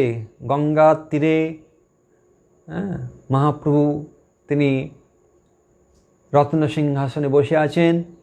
গদাধর পণ্ডিত তিনি সুন্দর সুন্দর ফুল চয়ন করে, মালা গ্রন্থন করে, হ্যাঁ, তিনি দিয়েছেন, মানে সাজিয়েছেন মহাপ্রভুকে। হ্যাঁ, অদ্বৈতাচার্য প্রভু তিনি আরতি করছেন, নিত্যানন্দ প্রভু ছত্র ধারণ করে আছেন। প্রতিদিন কত না লীলা এরকম হয়। কখনো কখনো গদাধর আর নিমাই পণ্ডিত, মানে নিমাই মহাপ্রভু একান্তে অনেক লীলাবিলাস করেছেন। তাই হবে মহাপ্রভু তিনি এক সময় সন্ন্যাস নিয়ে তো চলে গেলেন। সকলেই অত্যন্ত সন্ন্যাস নেওয়ার আগেও প্রথম নিত্যানন্দ প্রভুকে মহাপ্রভু জানান। তখন নিত্যানন্দ প্রভু বললেন যে তুমি সকলকে আগে জানাও, বিশেষ করে কয়েকজনকে, শচীমা, গদাধর, হ্যাঁ, তো এই গদাধর পণ্ডিতকেও জানিয়েছিলেন যে আমি সন্ন্যাস নেব। তখন গদাধর পণ্ডিত বললেন তুমি সন্ন্যাস নেবে? হ্যাঁ, সন্ন্যাস না নিলে কি আর ভক্ত হওয়া যায় না? হ্যাঁ, কেন তুমি সন্ন্যাস নেবে? আর তুমি যদি সন্ন্যাস নিয়ে নাও তাহলে তোমার মায়ের কি হবে? হ্যাঁ, ঠাকুরানীর কি হবে? তুমি একবার কি ভেবে দেখেছো? আর সমস্ত ভক্তরা তোমাকে ছাড়া কিভাবে থাকবে? তো তুমি সন্ন্যাস নিয়ে চলে যাবে? হ্যাঁ, এটা কেমন শাস্ত্রের কথা, বেদের কথা? হ্যাঁ, না না, সন্ন্যাস নিতে হবে না। তখন গদাধর পণ্ডিতে বোঝালেন মহাপ্রভু যে কী উদ্দেশ্যে তিনি সন্ন্যাস নেবেন। প্রকৃতপক্ষে বদ্ধ জীবকে উদ্ধার করবার জন্যই তিনি সন্ন্যাস নিচ্ছেন। তো বোঝালেন গদাধর পণ্ডিত। অত্যন্ত দুঃখের সঙ্গে সম্মতি প্রদান করলেন। অবশেষে কখন তিনি যাবেন তো কেউ জানেন না। মহাপ্রভু তিনি সন্ন্যাস গ্রহণ করে বীরভূমের দিকে গেলেন। হ্যাঁ, তারপরে ওখান থেকে নিত্যানন্দ প্রভুর ইচ্ছাতে তিনি শান্তিপুরে এলেন। শান্তিপুরে 10 দিন থাকলেন। সেখানে সমস্ত ভক্তরা উপস্থিত হলেন, গদাধর পণ্ডিতাদি সহ। তারপরে মহাপ্রভু তিনি দক্ষিণ 24 পরগনা হয়ে, ছত্রপ্রভু হয়ে, অম্বুলিঙ্গ ঘাট এসব হয়ে, তারপরে নৌকা যোগে নরঘাট, মেদিনীপুর হয়ে তারপরে মহাপ্রভু তিনি ভক্তদের সঙ্গে মিলিত হন। বিশেষ করে সার্বভৌম ভট্টাচার্যকে উদ্ধার করলেন। উদ্ধার করে তিনি দক্ষিণ ভারত গেলেন। দক্ষিণ ভারত থেকে 2 বছর বাদে ফিরে এলেন। তখন বাংলার সমস্ত ভক্তরা মহাপ্রভুর সঙ্গে মিলিত হতে পুরীতে গেলেন। সেই সময় গদাধর পণ্ডিতও গেলেন। গদাধর পণ্ডিত তিনি অবস্থান করছেন। তো 4 মাস পরে সব ভক্তরা এবার বিদায় নেবে। তো গদাধর পণ্ডিত তার আগেই সব পরিকল্পনা করে একদিন মহাপ্রভুকে বললেন যে মহাপ্রভু, আর আমি একটা সংকল্প করেছি। বলে কি? না, ক্ষেত্র সন্ন্যাস নেব। তখন মহাপ্রভু বললেন, জানো ক্ষেত্র সন্ন্যাস মানে কি? যে ক্ষেত্র ছেড়ে কখনো যাওয়া যাবে না। হ্যাঁ, কোনো পরিস্থিতিতে ক্ষেত্র ছেড়ে যাওয়া যাবে না, এরকম সংকল্প নিয়ে ক্ষেত্রে বাস করাকে ক্ষেত্র সন্ন্যাস বলে। তুমি তা পারবে? বলে হ্যাঁ, আপনার কৃপা থাকলে নিশ্চয়ই পারবো। তো আমি ক্ষেত্র সন্ন্যাসী নেব। কেন এভাবে গদাধর পণ্ডিত সংকল্প করলেন? তা গদাধর পণ্ডিত চিন্তা করছেন যে ভক্তদের সব পাঠিয়ে দিচ্ছেন বিভিন্ন জায়গায়। হ্যাঁ, তারপরে নিত্যানন্দ প্রভুকে ডেকে নাকি বলেছেন যে নিত্যানন্দ প্রভু, আমি তো মাতৃ আজ্ঞাক্রমে এই নীলাচলে অবস্থান করছি, আর আপনিও যদি এখানে অবস্থান করেন, মৌনব্রত ধারণ করেন, তাহলে বাংলার কি গতি হবে? অতএব আপনি বাংলায় যান, প্রচার করুন, কৃষ্ণ নাম প্রত্যেক দ্বারে দ্বারে বিলিয়ে দিন। হয়তো আমাকে এক বলবে গদাধর তুমিও যাও, তাই আমি যাব না। তাই মানে এটা বলার আগেই তিনি প্রস্তাব দিয়ে দিলেন যে আমি ক্ষেত্র সন্ন্যাস করব। কেননা মহাপ্রভু তো ক্ষেত্রে থাকবে, আর ক্ষেত্র সন্ন্যাস মানে কখনো দিন বলতেই পারবে না যে তুমি ক্ষেত্রে ছেড়ে যাও। তো মহাপ্রভু বলে ঠিক আছে তুমি ক্ষেত্র সন্ন্যাস তাহলে গ্রহণ করবে, ভালো।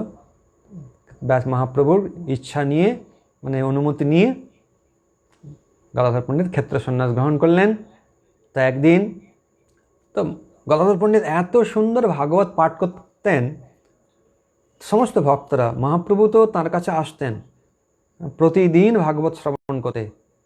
শত শতবার ধ্রুব চরিত্র আর প্রহ্লাদ চরিত্র গদাধর পণ্ডিতের শ্রীমুখ থেকে মহাপ্রভু শ্রবণ করতেন। এক সময় মহাপ্রভু কৃষ্ণ বিরহে তিনি ওই যে কি বলে যমেশ্বর টোটা, হ্যাঁ যমেশ্বর টোটা মানে টোটা মানে বাগান, সেই বাগানে তিনি হাত দিয়ে বালুকা অপসারণ করছেন। আর ভক্তরা দেখছেন মহাপ্রভু বালুকা অপসারণ করছে খুব দ্রুত গতিতে। তখন ভক্তরা খুব ব্যতিব্যস্ত হয়েছে, তারা অপসারণ করছেন, করতে করতে দেখছেন ঠিক সুন্দর চূড়া। আর মহাপ্রভু দেখে বলছেন এই হচ্ছে আমার গোপীনাথ। হ্যাঁ, তো সমস্ত ভক্তরা আস্তে আস্তে বালুকা অপসারণ করে দেখছেন গোপীনাথের কি অপূর্ব সুন্দর বিগ্রহ। সেই গোপীনাথ বিগ্রহকে উত্তোলন করে মহাপ্রভু তাকে আরতি আদি করলেন, ভোগ লাগালেন, আরতি করলেন। তারপরে বললেন গদাধর, সে খনন করতে করতেই অ্যাকচুয়ালি বলেছিলেন যে গদাধর আমি যদি এখানে অমূল্য নিধি পাই তা তুমি কি গ্রহণ করবে? তখন গদাধর পণ্ডিত বললেন যে মহাপ্রভু, হ্যাঁ তোমার প্রদত্ত অমূল্য নিধি আমি গ্রহণ করব না? নিশ্চয়ই গ্রহণ করব। এইভাবে মহাপ্রভু বলতে বলতে বালুকা অপসারণ করছেন, আর খুব সুন্দর চূড়া অবশেষে গোপীনাথ বিগ্রহ গদাধর পণ্ডিতকে দিলেন। গদাধর তুমি আজ থেকে এই গোপীনাথের সেবা গ্রহণ করো।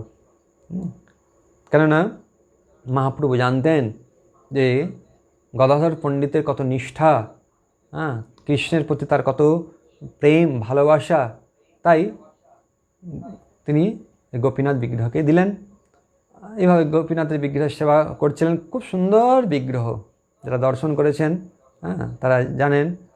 হ্যাঁ চৈতন্য ভাগবতে বর্ণনা করা রয়েছে এই যে বিগ্রহ দর্শন করলে হ্যাঁ মানে কৃষ্ণের প্রতি একটা স্বাভাবিক অনুরাগ জাগ্রত হয়। গদাধর ভবনে আছেন গোপীনাথ। গদাধর পণ্ডিতের গৃহে এই গোপীনাথ বিগ্রহ রয়েছেন। তো গদাধর পণ্ডিত এইভাবে সেবা করছেন। মহাপ্রভু হয়ে তিনি প্রতিদিন আসতেন আর ভাগবত শ্রবণ করতেন। এইভাবে চলছে 5 বছরের মাথায়, মানে সন্ন্যাস গ্রহণের 5 বছরের মাথায় মহাপ্রভু চিন্তা করলেন যে আমি যাব বৃন্দাবনে। বৃন্দাবনে যাওয়ার সময় আমি গঙ্গা এবং মা শচী দেবীকে দর্শন করে তারপরে বৃন্দাবন যাব। তো সমস্ত ভক্তদের কাছে বিদায় নিলেন। কেননা প্রতি বছরই এইভাবে বলেন যে আমি বৃন্দাবনে যাব, বৃন্দাবনে যাব। সমস্ত ভক্তরা বলেন না না এই অসুবিধা সেই অসুবিধা। স্বরূপ দামোদর, রায় রামানন্দ, গদাধর পণ্ডিতরা বিভিন্ন রকম একটা অজুহাত দেখায়, একটা যুক্তি দেখায়। তো এইবার বলছেন না আমি যাবই। হ্যাঁ ঠিক আছে তাহলে চাতুর্মাস্যটা চলে যাক, তারপর তুমি যাবে। তো অবশেষে মহাপ্রভু তিনি সংকল্প করলেন এবার যাব। তো গদাধর পণ্ডিত এবারে তিনি মনে মনে চিন্তা করছেন আমিও যাব, কিছু বলেনি কিন্তু। তো ভক্তরা মহাপ্রভু চলছেন, ভক্তরাও চলছেন, গদাধর পণ্ডিত সঙ্গে যাচ্ছেন। মহাপ্রভু কিছু বলেননি, ভাবছেন হয়তো কিছু পরে ফিরে যাবে। তো অনেক রাস্তা চলে যাওয়ার পর দেখছেন না গদাধর আমার সঙ্গে আবার চলছে। তো গদাধর তোমার সঙ্গে যাওয়া যাবে না, তুমি যাও, তুমি তো ক্ষেত্রে যাবে না, তুমি কেন আমার সঙ্গে সঙ্গে যাচ্ছ? বৃন্দাবনে যাবে? আমি তো বৃন্দাবনে যাচ্ছি। বলে আমিও যাবো বৃন্দাবনে। বলে আরে তুমি বৃন্দাবনে কী করে যাবে? তুমি তো ক্ষেত্র সন্ন্যাস নিয়েছো, তো ক্ষেত্র ছেড়ে তো যাওয়া যাবে না। তখনই বলেছিলাম যে ক্ষেত্র সন্ন্যাস মানে ক্ষেত্র ছেড়ে যাওয়া যাবে না, পারবে তুমি? বললে হ্যাঁ আমি পারবো। তাহলে এখন তুমি কেন আমার সঙ্গে যাবে? না যাওয়া যাবে না, ক্ষেত্র সন্ন্যাস যাওয়া যাবে না, ক্ষেত্র সন্ন্যাস ছেড়ে বৃন্দাবনে যাওয়া যাবে না। তো মহাপ্রভু আগে আগে চলছেন, গদাধর অনেকটা পিছনে পিছনে চলছেন। চলতে চলতে সুবর্ণরেখা নদী একটা রয়েছে, সেখানে উপস্থিত হয়েছেন। তারপরে দেখছেন গদাধর পণ্ডিত উপস্থিত হয়ে গেছে। তখন মহাপ্রভু বলছেন, দেখো গদাধর, তুমি গোপীনাথের সেবা ছেড়ে চলে এসো, আর গোপীনাথের সেবা ত্যাগ করে আসার ফলে আমার তো সেই সেবা অপরাধটা লাগছে। বলছে তোমার কোনো অপরাধ নয়, যা অপরাধ সব আমার। হ্যাঁ, আর তাহলে তুমি ক্ষেত্র সন্ন্যাস ত্যাগ করো? বলছে হ্যাঁ, ক্ষেত্র সন্ন্যাস আমার রসাতলে যাক, আর গোপীনাথের সেবা, হ্যাঁ, আমি কোটি কোটি অনেক পেয়ে যাবো গোপীনাথের সেবা, কিন্তু তোমার সঙ্গে আমি পাবো না, তারপরে তোমার সঙ্গে আমি বৃন্দাবন যাব। বলছে যত অপরাধ তো আমারই লাগবে। বলছে তোমার কোনো অপরাধ নয়, হবে না, আর যদি গোপীনাথের সেবায় যদি নরক যন্ত্রণা ভোগ করতে হয় তাহলে আমি ভোগ করব, তোমার কোনো এতে দায় নেই। এখন মহাপ্রভু তো কী বলবেন, আর কিছু বলতে পারলেন না। বলছে তাহলে ঠিক আছে। এদিকে মহাপ্রভু তিনি একটা পরিকল্পনা করে রেখেছেন। তো সেই নদীতে পেরোবেন, তো তো মহারাজ প্রতাপরুদ্র সুন্দর আয়োজন করেছেন, সে সমস্ত বর্ণনা খুব বিস্তারিত রয়েছে। তারপরে একটা নৌকা আছে মহাপ্রভু, তখন নৌকা আসার সঙ্গে সঙ্গে নৌকায় উঠে গিয়ে বলছে মাঝি নৌকা ছাড়ো। হ্যাঁ, দিয়ে সার্বভৌম ভট্টাচার্যকে বলছে সার্বভৌম ওই গদাধরকে আটকে রাখো। হ্যাঁ, তখন সার্বভৌম চিন্তা করছেন, বলছে প্রভু আমি তো তোমার বিরহে একদম প্রাণ ওষ্ঠাগত, আবার আমি গদাধরকে কী করে সামলে রাখবো? বলছে ওকে সামলে রাখো, তুমি, তোমার দায়িত্ব, আমি চললাম। ব্যাস, মহাপ্রভু তো নৌকা যোগে নদী পার হয়ে গেলেন, আর গদাধর মহাপ্রভুর বিরহে ওখানে হাহাকার করতে করতে মূর্ছিত হয়ে এলেন। এদিকে সার্বভৌম চিন্তা করছেন হায় হায়, এদিকে প্রভুর বিরহ, আবার এদিকে গদাধরের মূর্ছা, আমি যখন কি করি। তারপর অনেকক্ষণ বাদে গদাধরের মূর্ছা ভাঙল। তারপরে গদাধরকে কোনোরকম নিয়ে পুরীতে যাওয়া হলো। তারপরে মহাপ্রভু সেই যাত্রায় বৃন্দাবনে যেতে পারলেন না, কানাইয়ার সালদাক ফিরে এলেন। তারপরে পুরীতে এলেন, ভক্তরা সব মিলিত হলেন, গদাধর পণ্ডিত মিলিত হলেন।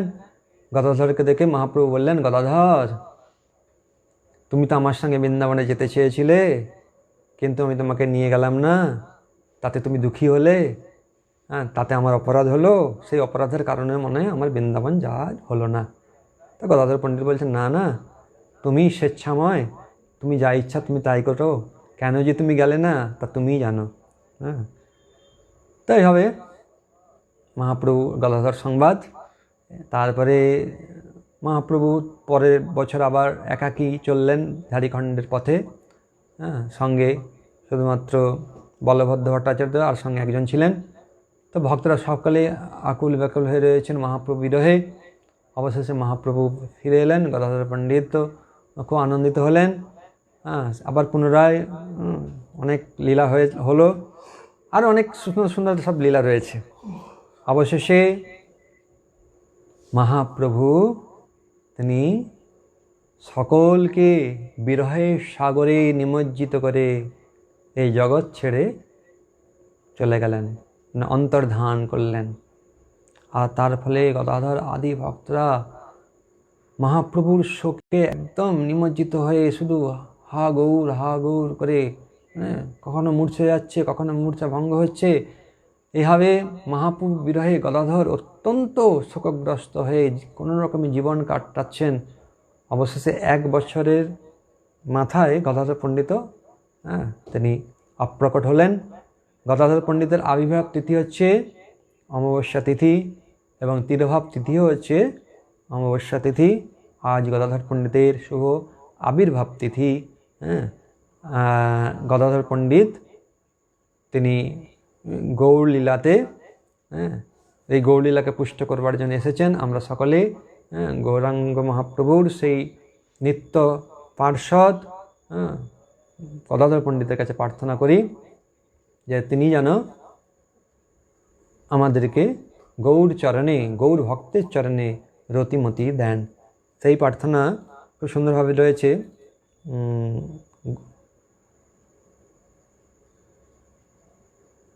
গদাধর পণ্ডিতের প্রণাম মন্ত্রে আছে। কথা বর্ণনা আছে, গৌরাঙ্গে নিজ শক্তি পণ্ডিত গদাধর। গদাধরের নিজ শক্তি হচ্ছেন পণ্ডিত গদাধর। আর গদাধর পণ্ডিত হচ্ছেন মহাপ্রভুর আহ্লাদিনী শক্তি। তাঁর কাছে প্রার্থনা করলে, তাঁর প্রসন্নতা হলে, তিনি কৃপা করলে তবে আমরা গৌর চরণে ভক্তি লাভ করতে পারি। হরে কৃষ্ণ। গদাধর পণ্ডিত কি, গদাধর পণ্ডিতের শুভ আবির্ভাব তিথি কি, জয় গদাধর পণ্ডিত কি।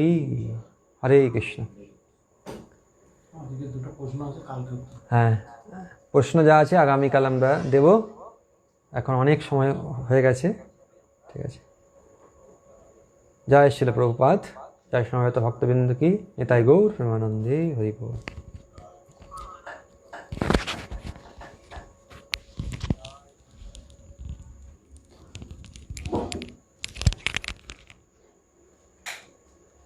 হরে কৃষ্ণ। যারা যারা আপনারা এই অক্ষয় তৃতীয়া কি কি করণীয়, অক্ষয় তৃতীয়ার মাহাত্ম্য জানতে চান, তারা ফেসবুক বা ইউটিউবে দেখতে পাবেন, মাহাত্ম্য বর্ণনা করা আছে। তা আগামী রবিবার হচ্ছে অক্ষয় তৃতীয়া। কেন অক্ষয় হলো ইত্যাদি ইত্যাদি সব বর্ণনা সেখানে রয়েছে। হরে কৃষ্ণ।